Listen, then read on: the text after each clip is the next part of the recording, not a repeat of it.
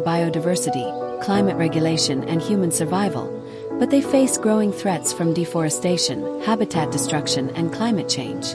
Covering about 31% of the Earth's land area, forests support nearly 80% of terrestrial species, including plants, mammals, birds, and insects.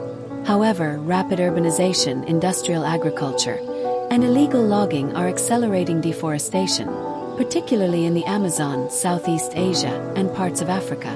Despite global conservation efforts, large-scale land conversion for palm oil plantations, cattle ranching, and mining continues to degrade ecosystems, pushing many species toward extinction.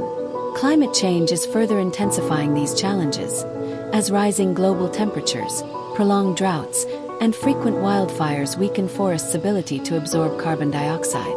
Extreme weather events, such as hurricanes and floods, are also disrupting forest ecosystems. Scientists and environmental organizations are employing advanced technologies like satellite monitoring, AI-driven biodiversity tracking, and bioengineering to protect endangered species and restore degraded forests.